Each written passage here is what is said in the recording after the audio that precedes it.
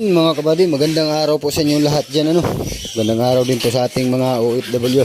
So ngayon mga kabady ay update po tayo dito sa aking unang pigirya. Ayan. Ito po yung ating ilalaman doon mga kabady. Una. Ito po yung anak nitong dalawa. Ito po yung bali 22. Nabili na po yung siyam. Kaya 13 lang po yung ating mailalagay doon sa unang ilalagay natin doon sa ating pigirito. At ito, nalipasan ito sila mga kabady. Nalipasan ng gawa ng busy ako doon sa kabila. Hindi ko nariparuhan pero na-iay na to nung isang araw. Itong isa. Ito baka bukas ay ari na ito. Nataas na yung mataas na yung kanyang tainga. Tapos napayag na siya. Baka ari na bukas yan. Alright.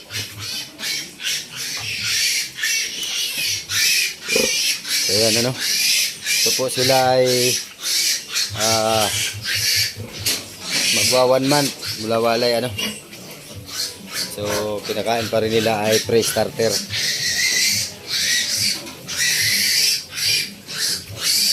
May lahi po yung mga kabady, large white at saka yung may buntot ay large white po ang lahi niyan. Tapos yung putulang buntot ay ang ama ay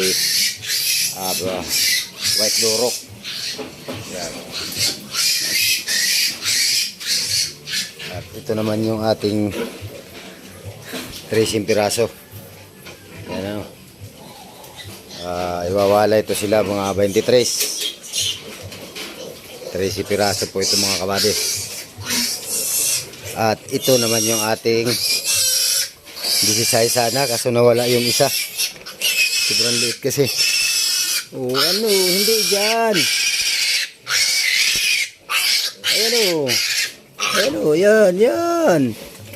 Yan. Yan. Yan po sila ay 15. Ang ama naman na yan ay pitring. Pitring po ang ama tapos ang ina ay ipwan.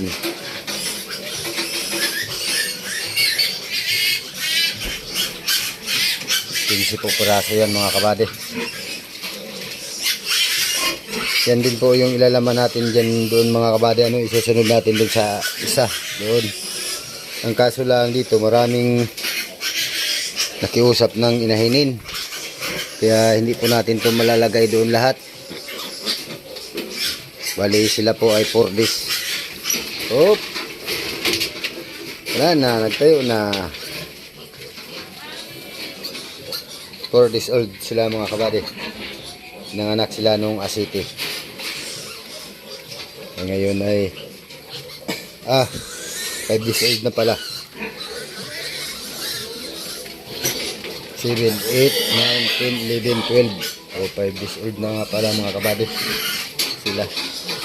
So bukas sa isang araw ay atin na turukan ng vitamin sa mga biik. Kaya ay pati inahin sila hindi na makahintay maghiga yung kanilang kanilang ina. Right.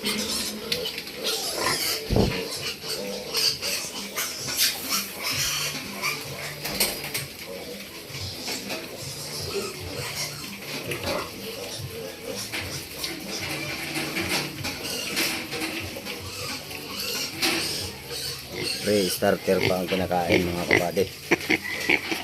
Simula nang magbitak ang likod. Dito kukuha tayo ng dalawang inahinin. Isa sa walang buntot at isa sa may buntot.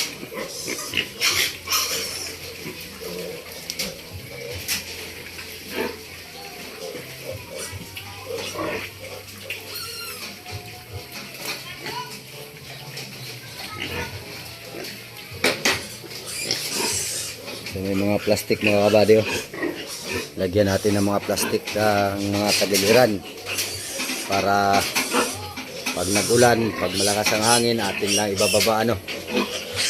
Tapos pag tag-init, yan, nakataas lang sila. Depende sa mga kabady. Pag malakas ang ulan ay malamig, ay ang ating bik ay talagang lalamigin. Alright. Yan.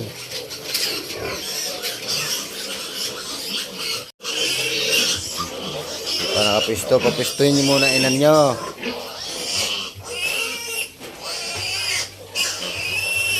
Yung ating huling mga anak. Yan si Taray.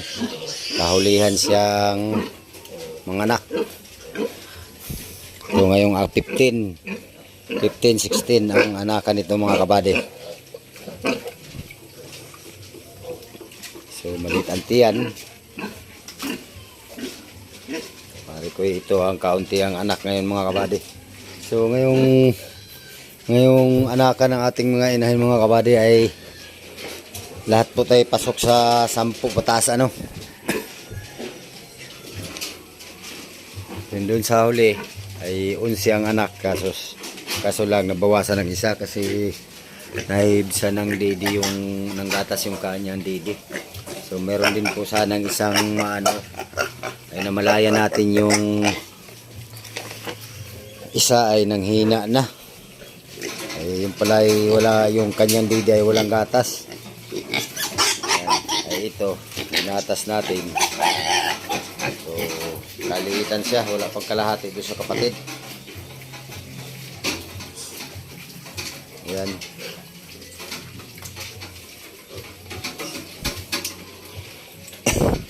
Ito ang anak dati mga kabady ay Tracy. Patay ang Mami Fight ang Stillbird ang ano ang 5, ang 3 ay Mami Fight. Yan.